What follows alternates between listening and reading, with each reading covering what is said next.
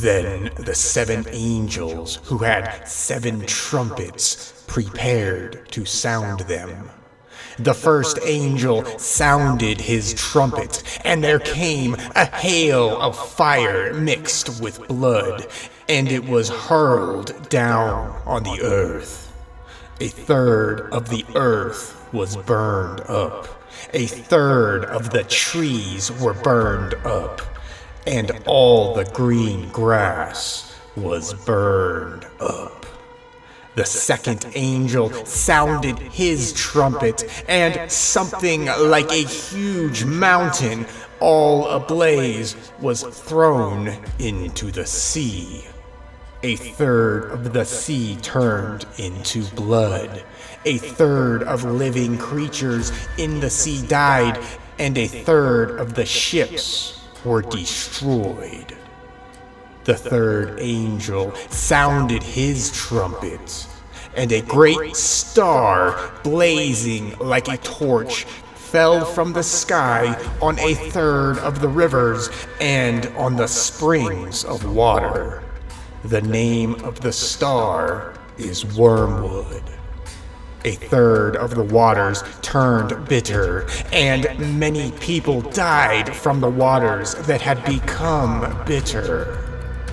The fourth angel sounded his trumpet, and a third of the sun was struck, a third of the moon, and a third of the stars, so that a third of them turned dark. A third of the day was without light, and also a third of the night. As I watched, I heard an eagle that was flying in mid-air call out in a loud voice, "Woe, woe, woe to the inhabitants of the earth, because of the trumpet blasts about to be sounded by the other 3 angels." Don't forget, angels are cosmological bodies. Some of the angels are even planets. This quote that I just read is from the book of Revelation. The reason why I wanted to start this explanation with a quote from that book is not because I am trying to push God or some other crazy religious garbage. Remember, don't forget, on this channel, we do not believe in God or gods. We do not believe in any kind of a religion. We believe in facts, science, and real evidence, and following where it takes us. I read from this book because it, like many others like it, record a very specific event that took place only 1,000 or so years ago. I will now be calling this catastrophic point in history the Zero Event. Yes. In history, we find ourselves facing all kinds of problems. Now, one of the interesting problems that we have with respect to current mainstream history and chronology is that, right off the bat, none of it makes sense. If you look at mainstream history, if you go and you look at mainstream chronology, and you take an objective scientific approach to analyzing what those people in academia currently believe, you will immediately find yourself staring at a plethora of problems that the mainstream has completely ignored. Not only have they ignored it, they have pushed it aside to a point to where they have made it essentially illegal for you to even bring up any of these problems. If you point out that the Dark Ages, the multiple Dark Ages, for example, that exist in history, that have apparently happened within the past 2,000 years or so, if you point out that there is no evidence for any of these supposed Dark Ages, you are not going to be taken seriously as a historian. You are going to be attacked if you are paid attention to at all. I mean, the reality is the mainstream is just going to ignore you, generally speaking. Right? They're not going to pay attention to anybody who goes out of their way to question mainstream history. It's not going to happen. And we've talked about that. I'll try to stay focused here on this show. You know what? Before we go further, let me set the parameters and the expectations of this particular episode. Now, the Zero event is a thesis that I have started working on, about 3 to 4 years ago. And it's something that I have been pouring a lot of time into, but it's not something that I have been ready to publish yet, just because there is so much that I still have to find.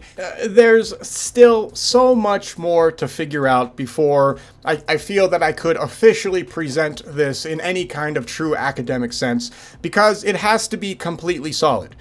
Because that's the way it should be. If you are going to make a claim like I will be making in this show and forever on this channel, you better come swinging with evidence. And so while I have a ton of it, and ironically enough, the vast majority of it is all mainstream evidence, which is hilarious.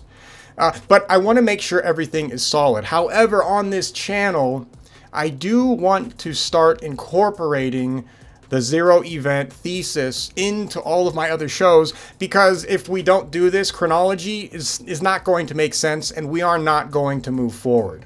The Zero event thesis that I'm putting together is a culmination of work by countless amazing chronologists and historians who have done amazing work, but who never took that last step to admitting to what they were truly looking at. Now, some did, don't get me wrong. Actually, quite a few at least were heading in the right direction. But I'll be honest, if we are going to take the next real logical step to make the real changes in understanding our true human past, we really do have to take the evidence at face value and start really admitting what we are looking at. And one of the things that I have found over the decades of studying history is that the vast majority of people who are even willing to take those next steps often falter right before they need to take the last major step. And the reason why is generally fairly simple. And that is because if they take that next step to where their own evidence is leading them, it essentially means that their entire existence will have to change.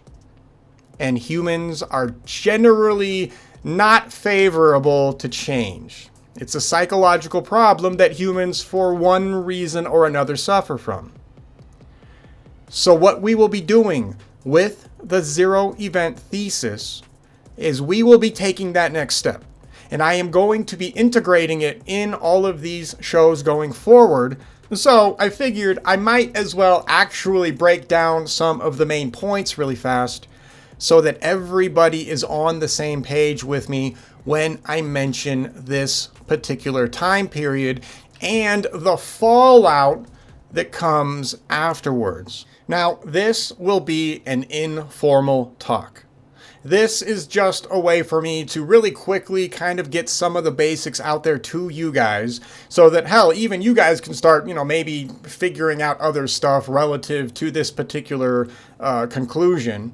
But also because to really go over all of the details, it's going to take many shows to do this. And I also just want to do a better job other than yelling at you into the mic and telling you what's going on. So in the future, we'll get a more detailed show, and then, or I should say a more polished show. But for now, let's go over what the Zero event thesis is, what it entails, and then what it means for us as chronologists, historians, and astronomers and cosmologists. Because the reality is, all of that stuff is all interlinked with one another. Everything is connected. And I do not mean that in some, metaphysical Zen way. And I believe in that too. But I'm just saying that's not what I'm saying. I'm not saying it like that. I'm not trying to be lame. What I'm saying is that human history is quite literally linked to cosmological events that have happened in the sky and have caused tremendous catastrophic damage to the planet Earth within the past, 6 to 10 to 12,000 years. So what is the zero event? Now, the zero event is the last of 3 major cataclysms that have struck this planet within the last 6 to 12,000 years. Now, while the first 2 cataclysms are extraordinarily important to understand to build up to the third one that we will be discussing here, I won't be focusing on those 2. I might reference them a little bit here or there and give you guys a little bit of background information, but I am going to try and stay focused and just stay focused on the time period and the events that took place around 1,000 years ago. But let's go over the first 2 catastrophes that would lay the foundation for the zero event itself. And we'll just do this briefly. I won't go into crazy details. My channel has all kinds of details for you guys for these other 2 events, and there's much better people out there who have done much better work on other channels as well. So, the information is out there. Anyway, but for chronology's sake, let's go over the first 2 events that would eventually lay the foundation and set the stage for the third catastrophe, the zero event. Now, the first catastrophe that strikes Earth and alters everything and changes everything for humankind is what is known as the Saturnian configuration breakup. Now, during this period of time, which is somewhere between maybe 6 to 12 to 15,000 years ago, if we are going to be historically and scientifically honest, gaining the true date for when the Saturnian configuration actually breaks up, that might technically be impossible unless we literally have an alien that comes down and says, oh, here's the videotape that I recorded of it happening, and it happened, at X time period. Without, literally that kind of a piece of evidence, I don't know if we are ever going to be able to know the exact date. The best we can do is a time range, and there's scientific evidence for that range of time. However, it's not great. The accuracy is just not there. So the best scientific date that I can give for the Saturnian breakup is, one hell of a range. Between 5 to 6 to 12 to 15,000 years ago. Now, this catastrophe in human history would eventually come to be known as the deluge. So yes, the claim is that the deluge literally happened. However, we don't need a god. We don't need anything metaphysical or supernatural or anything like that. We just need science. And I'm not going to get into that right now because I want to stay focused. Anyway, so we have that first major cataclysm. That cataclysm sets up a stage where, first of all, Earth will receive all of the water for its oceans, and it will start Earth on its course to going into its new orbit around our current sun. Now, time will pass, and more probably many cataclysms will take place during this torrential time in human past, and Earth's history as well. But as far as we can tell, there are no major human destructive cataclysms until around, say, 2,000 to 3,000 years ago. Now, as a caveat, I know you're probably wondering, so wait a second, if the Saturnian event happened, let's say 15,000 years ago, are you saying that Earth essentially went sort of untouched majorly over almost 10,000 years? That sounds a little incredible given the nature of the cataclysm, and I agree with you completely. The reality is the date for the Saturnian breakup is probably a lot closer to us than even I am willing to admit at the moment. Now, that's a whole other topic, and I won't get into it right now. Anyways, the next major cataclysm that Earth will go through after the deluge is a cataclysm known as the Venus event. Now, the Venus event takes place somewhere between 2,000 and 3,000 years ago or so. And this event will have the planet Venus in a cometary form crossing the orbit of Earth multiple times. Now, when Venus crosses paths with Earth multiple times, Earth suffers unbelievable destruction. Human lives are lost in just the hundreds of millions, potentially billions, depending on what the populations looked like at the time. Anyways, the point is that when we hear stories about the Venus event, this is where everything changes. Whatever the hell humans were doing before this, however they had recovered after the deluge, whatever technological breakthroughs they had made, whatever advancements they were trying to do, etc., Venus wipes this clean. Not only does Venus wipe out humanity, Venus literally changes the shape of the planet. This is where all of our mountain ranges come from. Venus is responsible for ripping up these mountains or building them up through sonic shock processes. There's a multitude of ways that mountain building happens. Either way, all of our ancestors' stories corroborate this fact. Everybody says the mountains were literally built right in front of their eyes. And that's exactly what we see scientifically when we look at the Venus event. Venus will also drag Earth to a new orbit during this period of time. We will also find a situation during this period of time where it looks like our moon shows up.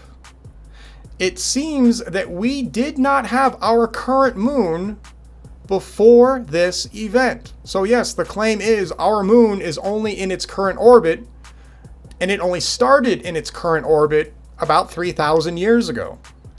I know, crazy as well. I know that sounds crazy, but that's what our ancestors say. Anyway, so that's the Venus event chronologically, 2,000 to 3,000 years ago. After that destructive event, humans will try to start picking up the pieces again, but they have been slapped around tremendously after that event. That event absolutely wiped everybody. It just beat the hell out of everybody. Entire civilizations were literally disintegrated during this period of time. There are probably entire genetic races that we will never know existed because this event literally just annihilated them. They're gone. There's no evidence for any of these people to have ever existed now because of the sheer power of the destruction. After the Venus event takes place, humans will start to rebuild civilization from the ashes of what just took place. So they'll start doing their thing, they'll start building up. Now during this period of time, we have some okay historical knowledge of this period of time.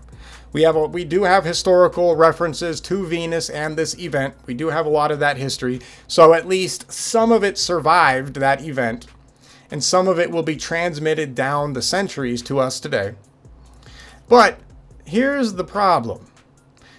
The reason why Venus crosses paths with Earth at all, in any capacity whatsoever, is because the solar system is still trying to configure itself from the Saturnian breakup, from the deluge.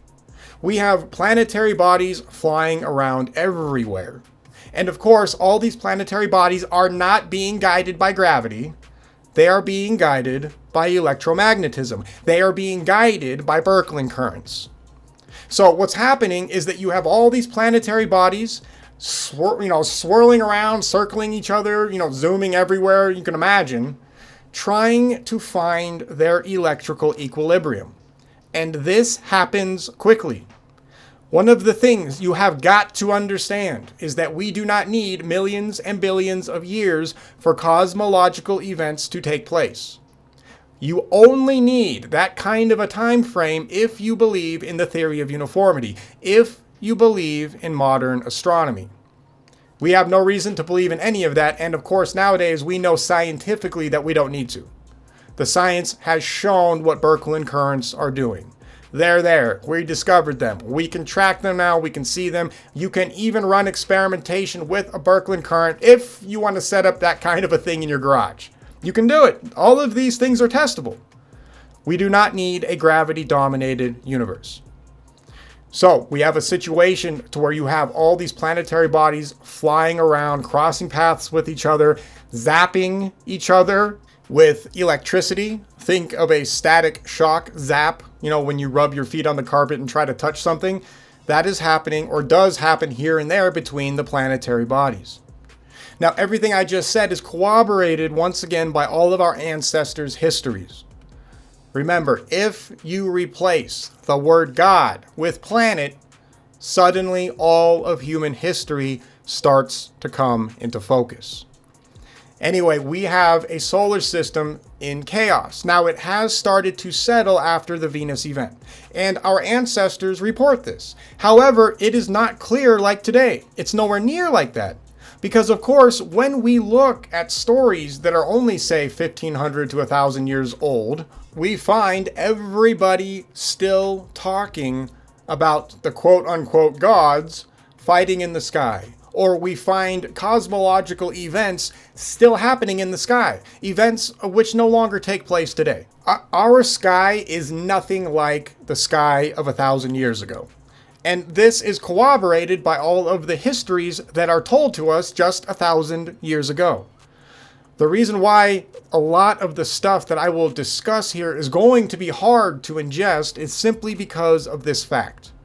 When we look up at the sky today, we do not find all these crazy cosmological events taking place. And the reason why is simple. You and I right now live in the time period to where the solar system has essentially settled down.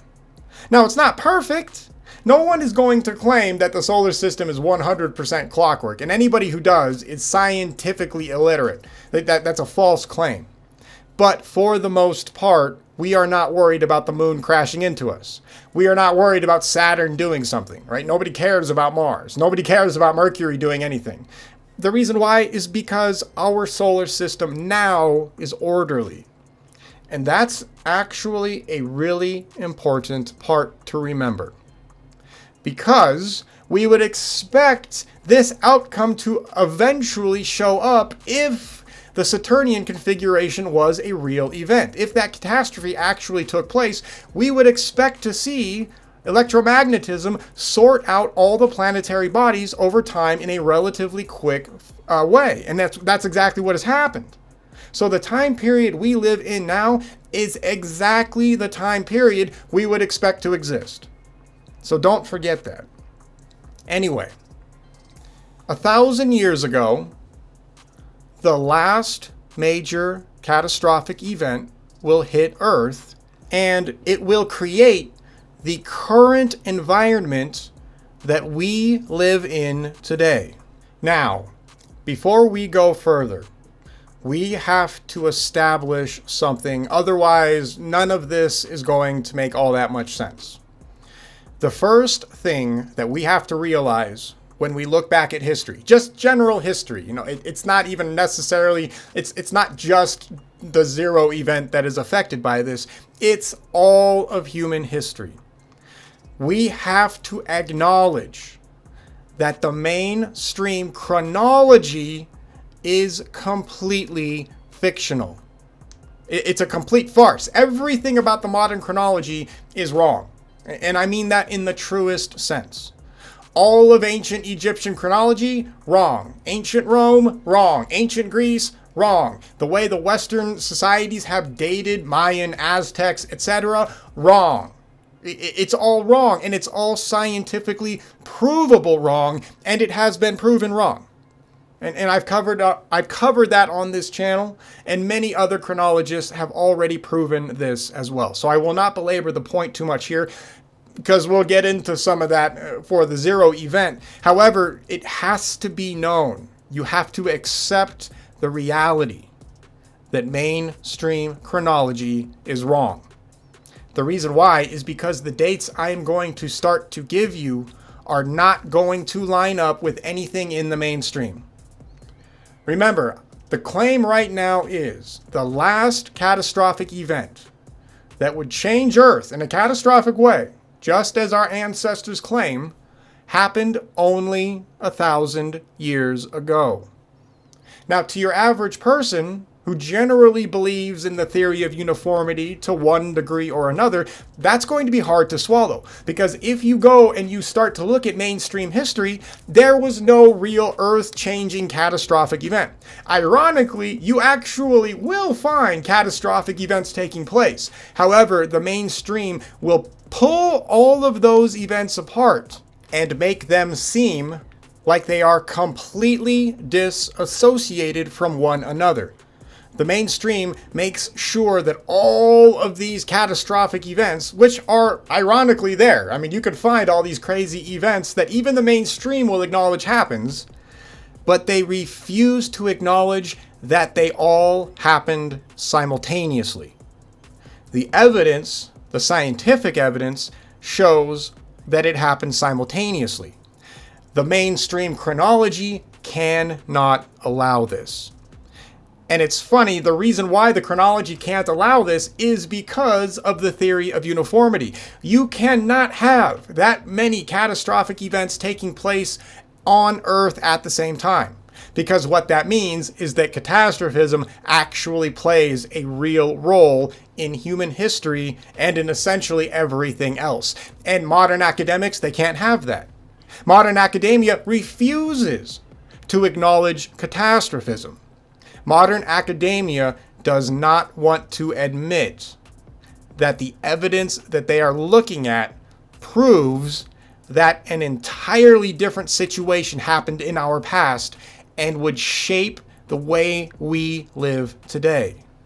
And the reason why is what I already said at the beginning of the show. Nobody wants to change. And to make it worse, and it gets worse, there's a power structure that is also not interested in you knowing any of this. Because if any of you start to learn your true history, suddenly their power can be challenged. It can be challenged on a fundamental level because what it proves is that their power is based on lies, deceit, and even worse, continued lies and continued deceit. Now I digress. Mainstream chronology is simply wrong.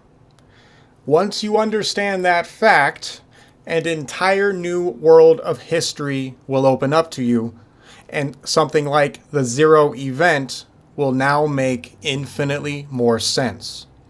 Now, we have a problem in history, and it's a problem that the mainstream refuses to acknowledge. But it's right in front of us. It's right in front of them, even in their own chronology. It's just that they have gone to great lengths to add things like Dark Ages to make sure all of this stuff gets split up. And this problem is that at the beginning of what we would consider modern history, we find a situation to where humans all over this planet appear to spring up in situations that show that they had just gone through an earth-destroying catastrophe. And the reason why we see that is because that is exactly what happened. 1,000 years ago, the last catastrophe that Earth went through was driven by the planet Mars. For the rest of this talk, I am going to use real chronology as opposed to the mainstream chronology. So I am going to give you guys the real dates that these events would have taken place during. All right. I will also try to remember to give you guys the corresponding mainstream chronological date if I remember to do it. And I guess I should do it because that way we can really start to see how messed up mainstream chronology is. Now, this event starts around 1,000 years ago. Around 1,000 years ago, all of a sudden, we find a period in history to where all cultures all over this planet suddenly fear Mars. Now, before this time period, Mars doesn't play a factor really in anybody's mythology. Now, it's not that Mars does not exist. It's just that Mars is not really spoken of. And before this period of time, Mars is definitely not feared. Remember, the previous two cataclysms that take place on this planet are caused by Saturn and then Venus. During no point in time in any of these catastrophes do we find a situation to where cultures also fear Mars. Now, I know Mercury might kind of be in there with the Venus situation, but that's something that's still not clear to me, right? So Mercury's kind of there for a second as well. But Mars is not. Nobody fears Mars until around 1,000 years ago. So what happens? Why is it that we have a situation to where cultures all over this planet, they fear Saturn, and then Saturn goes away, then they fear Venus, and then Venus goes away, and then all of a sudden they fear Mars? Well, we can infer if we use real science and we follow everybody talking about the Saturnian breakup, we know why this happens. Right? Everybody talks about Saturn because Saturn was the big daddy and he goes away, he dies, goes away, causes all these problems, but he fades away. Venus shows up, she causes all kinds of problems, and eventually she will go away. Then eventually Mars will show up and cause problems for the last time on this planet. Now, for mainstream historians, the time period that Mars shows up would be around 740 BCE. So if you want to test anything that we are going to be discussing relative to the zero event thesis, all you have to do is look around this area. Look into all of the mainstream sources, and you are going to find all kinds of fascinating events that take place right around this time period. You are going to find documented changes that literally change the course of all of history all over this planet. And this will be from mainstream sources, by the way. This is not, schizo babble garbage. This will literally be found in those sources. The caveat here is that a lot of the times you're going to find yourself having to dig deeper to really find some of the catastrophic events that these cultures talk about. And once again, this is only if you are reading mainstream literature, right? When we look at real stories and we look at real science, this stuff pops out immediately. You can't get away from it. But if you only rely on the mainstream literature, and that's the strength, by the way, of this theory, because the mainstream can't get away from it either. You find cultural and planetary changes everywhere. You find all kinds of leadership changes that happen precisely around this time. You find a situation to where, quote unquote, local catastrophes happen all over the planet. Of course, these local catastrophes are not local at all. They are local only in the sense that they happen locally to the entire planet. For whatever reason, well, not for whatever reason, we know why historians refuse to acknowledge the fact that all of these catastrophes take place simultaneously. And it's right in front of their face, by the way. It's hilarious. You read their own sources, and they have no problem talking about plagues. They have no problem talking about huge tsunamis. No problem talking about cosmological bodies in the sky. Right? They're there. I mean, all of these cultures talk about that stuff, and mainstream historians will even acknowledge it. What they don't acknowledge is what those stories are actually saying. This point in history is the last major destructive point, and this is where we will find all kinds of major empires rise from the ashes.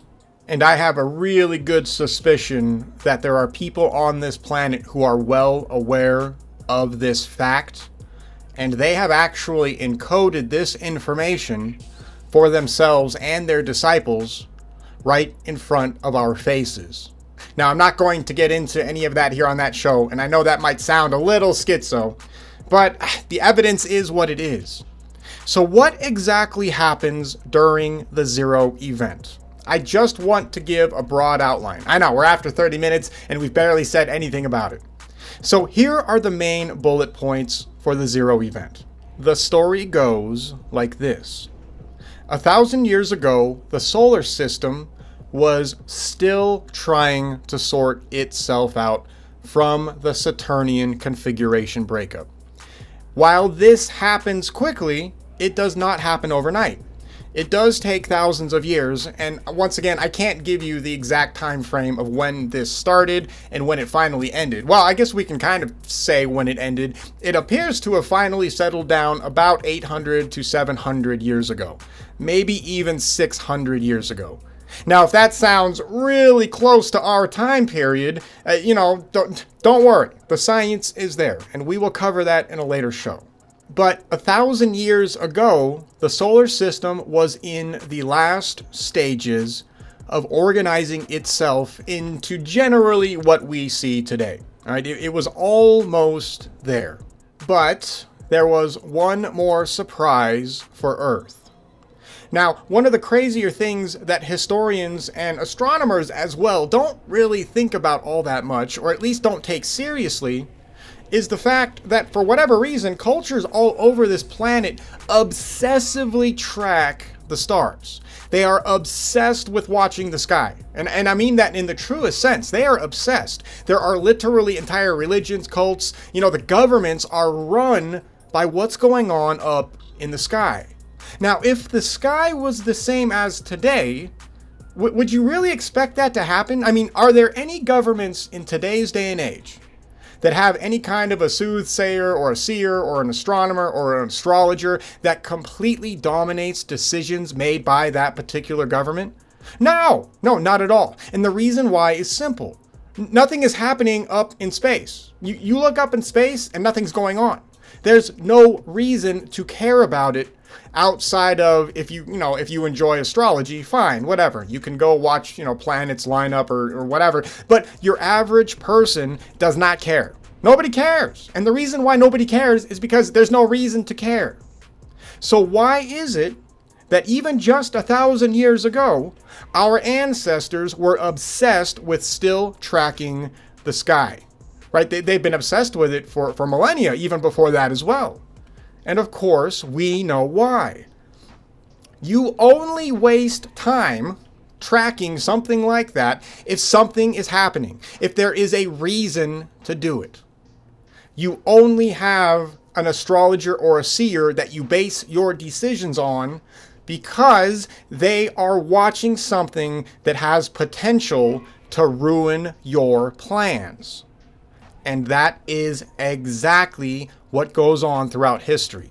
This natural human response, this fear of being destroyed, is personified through the work of the astronomers throughout history. These people were not watching the stars because they were bored. They were watching and tracking the planets and the stars because they had the potential to destroy not only their civilization, but the planet itself. And 1,000 years ago, these people were well aware of this.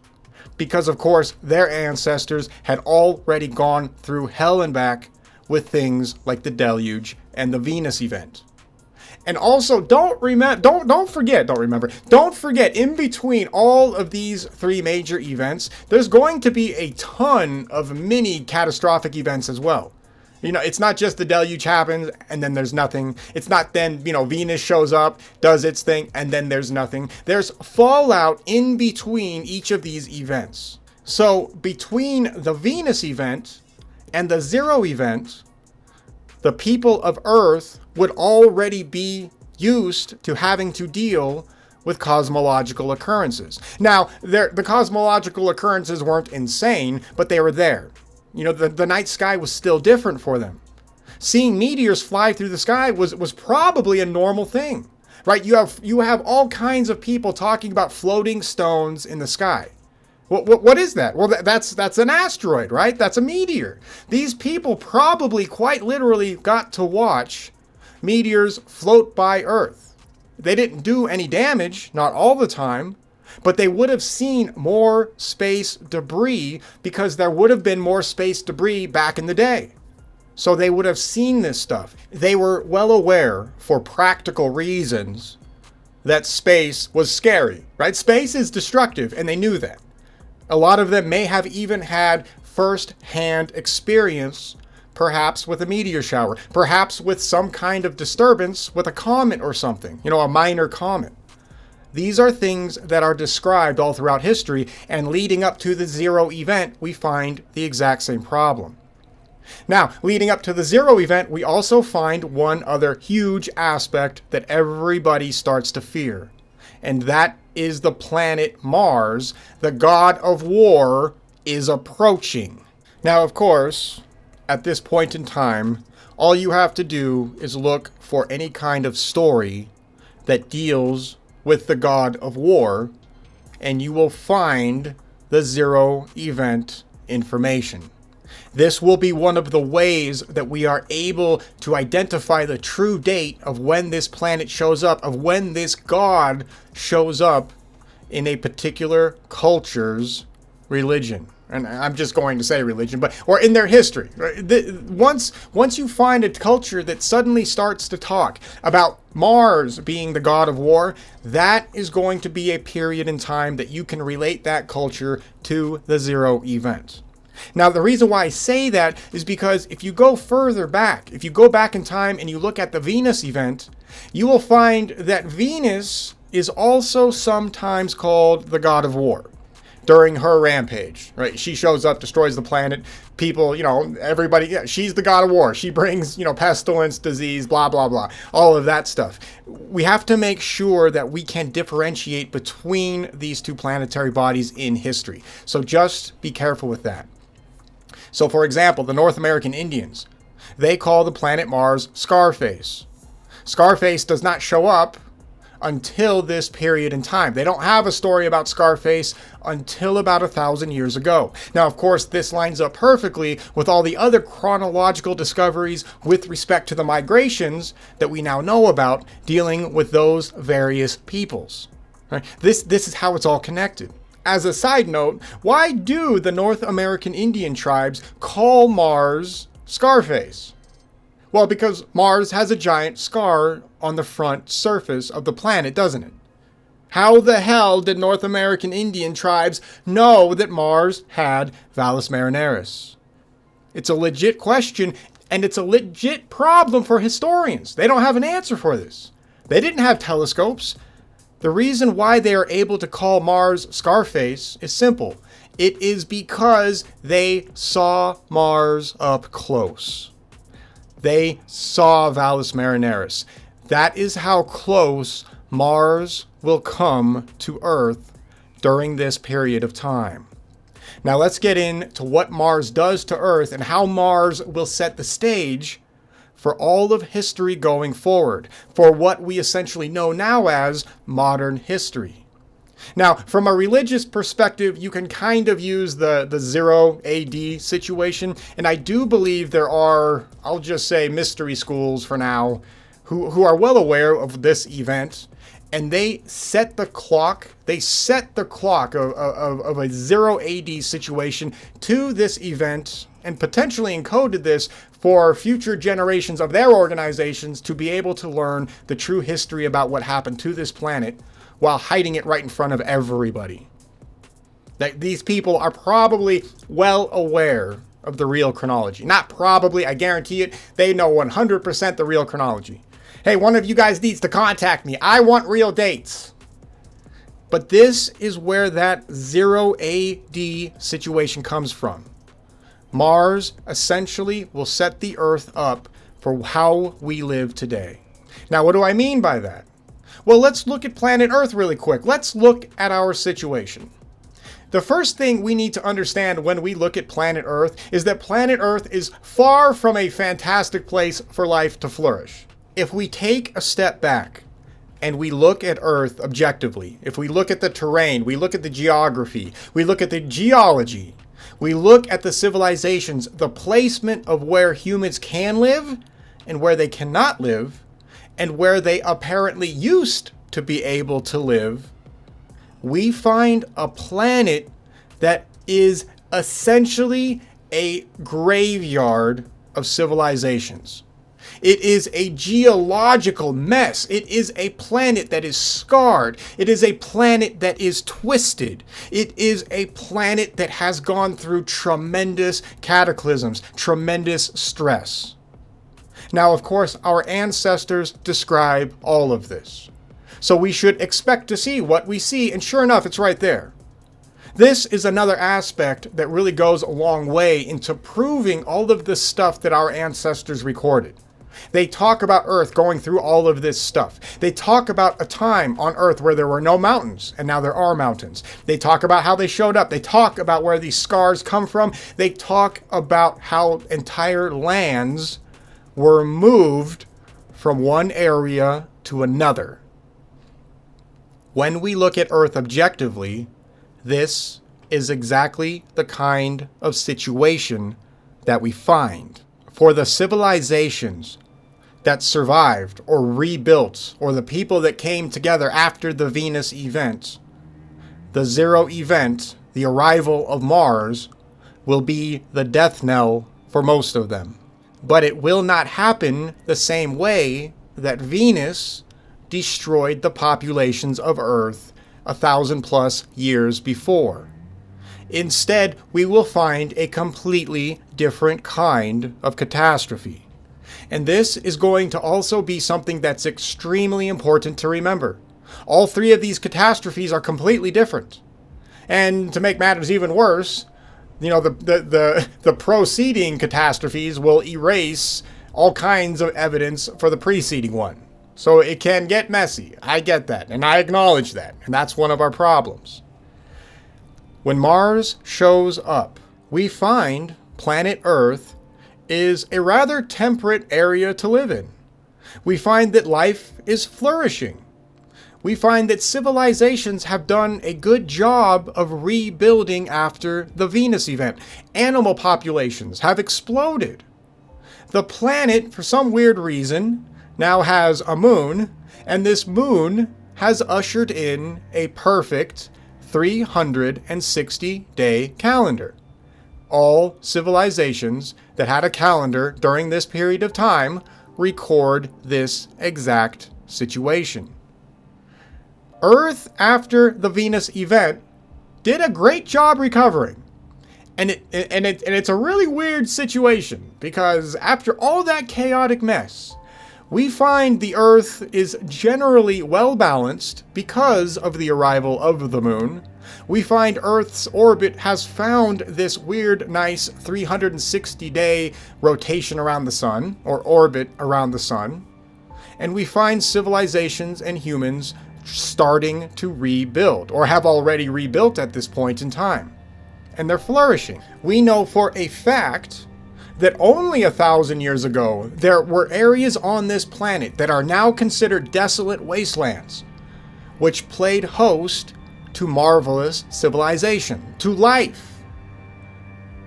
The zero event will destroy all of this. Here is what happens.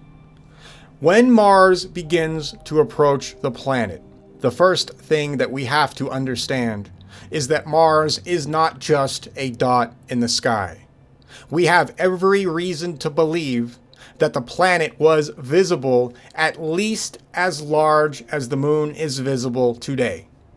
By that I mean you would be able to see Mars exactly the same size that you see Earth now. This is the way that everybody describes the planet. Of course, if you can see the planet that close, guess what else you are going to be able to see? You are going to be able to see Mars's moons. And that is exactly what gets recorded during this historical point. For some weird reason, everybody knows about Phobos and Deimos. How the hell did everybody know about Phobos and Deimos 1,000 years ago? Or if you use mainstream chronology, 2,700 years ago. These moons are described by many cultures. To make it even funnier, these cultures actually describe the rotational periods of these moons around Mars. And they all call them something to the tune of the steeds of Mars. Because as Mars begins to approach Earth, we are going to start to see some electromagnetic disturbances. And what may have happened, according to the stories, is that Phobos and Deimos will start to trail debris. They will start to go into a cometary form. They will start to have rains that will flow off of them and look like they are connected to the planet Mars, to the god of war. And these are the god of war's war steeds. This is what cultures all over the planet discuss. Now, as Mars starts to come closer, we start to find other disturbances. Earthquakes start to pick up in frequency. We find a situation to where shorelines will sink below the surface of the ocean and other shorelines will rise out of the ocean. Now, make no mistake, we are not probably talking about any kind of a continental-sized landmass sinking. Mars does not cause that level of destruction. We have no reason to believe that that is what Mars does. Mars is nowhere near as powerful as Venus. Remember that. Mars is not on the same scale of Venus. Now, you might be wondering, is Mars in a cometary form during this period of time? I don't know. That is something that we need to figure out. It's possible that there is a light bit of cometary form coming out of Mars. But it's also more likely that at this period in time, Mars has already been neutralized electrically, or will actually be neutralized before Mars does its main passes by the planet Earth.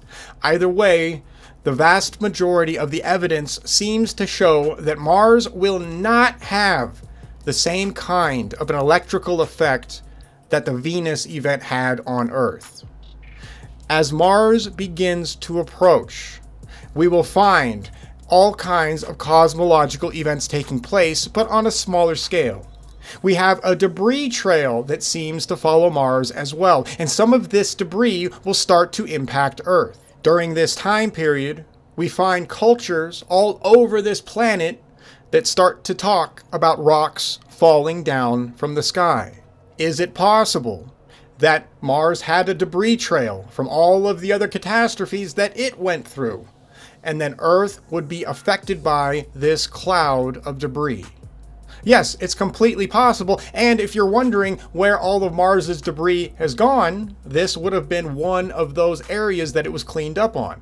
Mars would have been absolutely showered in Mars-borne debris. This also explains why we find all kinds of Mars rocks on Earth. One of the things that mainstream astronomers don't tell you when they talk about Mars meteorites being found on Earth is that it would take an insanely catastrophic event to propel rocks from where Mars is right now all the way over to Earth. The massive impact that it would take to get that kind of material to fly all the way over to Earth, I mean, it's probably more destructive than some of the catastrophes that we believe in here on this channel. It's insane, but mainstream astronomers don't mention that. They just say, oh yeah, there might have been some little impact and some of the debris eventually found its way over to Earth. Ridiculous. Mars was right there. It had tons of debris flying around it, and Earth would eventually absorb some of that debris. Now, if you're wondering, well, shouldn't there be more Mars debris on this planet? Yes, and I would argue that there's probably tons of it. We just don't identify it as Martian debris simply because it's everywhere on Earth, so we believe it came from Earth. There's that much of it on this planet. All right, that is probably the situation that we find right now. And geologists will remain clueless of this possibility simply because they don't know any better and they don't know what they're actually looking at. They believe that all of this stuff is just standard Earth material because there is so much of it. And in later shows, we will discuss this aspect. Now, this is just the initial Mars approach. As Mars gets closer, apparently there actually are thunderbolts that are exchanged between the two planets, Earth and Mars. Now, these thunderbolts are not the same scale that the Venus event would produce. Nowhere near. The two planetary bodies, Mars and Earth, as they approach, there's still some electrical connectivity there. There is still some electrical charge, and these two bodies are going to have to neutralize the charge, and they do. Sennacherib's army might have been one of the casualties of this discharge.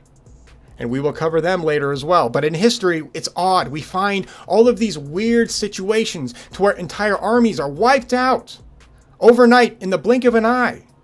And historians don't understand why. But if you read the texts, they say it very clearly.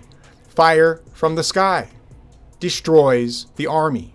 It singes the flesh, but leaves the clothing. How do you explain that as a regular historian? You don't, so you ignore it. You just say, oh, they're monkeys, they're making stuff up. What if they are not making things up? There's nothing unscientific about this. What if they were struck by lightning surges? This is probably what happened. Now, the true destruction will start as Mars makes its final approach. Once Mars gets close enough, what happens to Earth is that Earth's geographical latitudes will shift permanently into what we have today. Now, before I go on, it's going to be important to remember that Earth maintained a 23.5-degree tilt through the vast majority of all of these catastrophes. Now, I'm not saying that it did not get altered here and there, maybe a little bit by maybe a degree or a half a degree or whatever, during the Venus event and during the expulsion from Saturn. But generally speaking, Earth will maintain its 23.5-degree tilt. As Mars approaches, it will grab on to Earth. There will be an electromagnetic connection. And what will happen is that Earth's 23.5-degree tilt will remain, but the surface of the planet will slide downward. The latitudes, the physical latitudes will change. And this is where we have cultures talking about the Earth bowing low. This is where we have cultures talking about the planet coming to a stop, or the planet slowing down. Mars will be a powerful enough force to alter Earth's orbit and its latitudinal position with respect to its tilt. This is where the major destruction comes from. Whatever civilization survived the Venus event, for example, over there in North Africa, this is how these guys will die. Because what used to be a temperate environment, even though Lake Triton had drained long ago, there would still have been little bits here and there enough to survive, and it still would have been a decent area to thrive. Of course, this is where the pyramid builders would have lived during. They would have probably built the pyramids after the Venus event, and they would have been fine. However, when Mars shows up, it will shift that planet downwards, and it will drag North Africa closer to the equator. This will be the end of the temperate environment in North Africa. If you want to know what killed that entire civilization, this is it. It is not just North African civilizations that will be wiped out during this period of time. It will be civilizations all over the planet. Areas that used to be extraordinarily temperate, their environments will be shifted more towards the equator, where they will heat up and no longer be able to support the kind of life that they used to support. Other parts of the planet will slip further up north, and they will become colder and also not be able to support the kinds of civilizations and life that they used to support. This is why we find temples all over this planet who are oriented to a completely different 23.5-degree orientation, because the interaction with Mars electrically will permanently shift the geographical poles of this planet to where we find them today. This is why we see Earth the way we see it. This is why we find an entire city right off the coast of the Giza Plateau. That entire area sunk during this period of time. While the catastrophe of the Zero event is nowhere near as destructive as the Venus event, It will be destructive enough to change the way human civilization will flourish from then on. Entire areas of planet Earth are now shifted permanently to where we find them today. There are other areas of the planet which are now underwater due to the seismic events created by the passage of Mars. We have areas now to where islands that used to exist, that rose up during the Venus event, were sunk due to the zero event. The zero event will usher in history as we know it. This is why, when we look at mainstream history, we find a situation to where modern civilizations that are built up from peoples that begin history are scattered all over the planet and seem like they are coming out of a catastrophic event that did not wipe out everybody, but that caused enough damage to create massive loss of life and definitely separation. This is why we find recorded history like this. After Mars does its pass by, and it may have done a couple of them, once it's done with the planet, we have a situation to where humans have to essentially almost kind of restart. The destruction is nowhere near as bad as the Venus event, so it is not a complete reset. That is important to remember, because what we will find is that we will find enough of these structures, for example, that were built pre-zero event will be reutilized by the survivors of the zero event.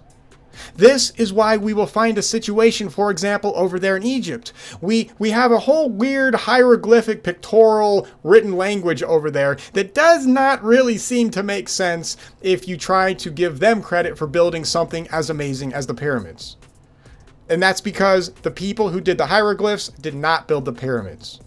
Whoever did those hieroglyphs are either the survivors of the people who built the pyramids, or they are survivors from other areas that eventually would migrate to that area and use those structures as a safe haven until they were unable to stay there any longer due to that area becoming a harsh desert environment. See, suddenly all these kinds of areas in history start to make sense. We start to understand why the North American Indians are forced to migrate during some kind of a catastrophe to North America. We find a situation to where all kinds of migrations will suddenly start to make sense. We find a situation to where we have islands on maps that are copied from much, much, much older maps that no longer exist. Those islands used to exist, but when the zero event happens, those islands will sink beneath the waves. For example, Friesland. Friesland was probably a real island pre-zero event. The map makers of, say, the 1400s had access to maps that were probably 700 or 800 years old. They may have had that, and that would have been pre-zero event maps if we use real chronology. Remember, the zero event only happened 1,000 years ago. So when we look at how civilizations have built themselves up over the past millennia, suddenly a lot of this stuff will make sense. It does not take 2,000 years to build up a civilization. Humans build quickly. And we will talk about that in an episode in the future, because that is going to be something that is important to understand. Is that humans do not need 5,000 years to build up a mega civilization. Humans can do this stuff very, very quickly. And that is exactly what the survivors of the zero event will do. Yes, it takes a second for them to get up speed. And we would expect that after this kind of a catastrophic event, and that is exactly what we find. The zero event is the last major cataclysm that the Earth went through. And the zero event permanently changed the planet from what our ancestors describe it being like 1,000+ years ago into what you and I live on now. Now I understand the ramifications of everything that I have just said are grave and heavy. But if we are going to understand what it is to be a human, if we are going to understand true human history, We have got to start looking at the real evidence, and we need to take it seriously. Because the mainstream is lying. Our history is completely different.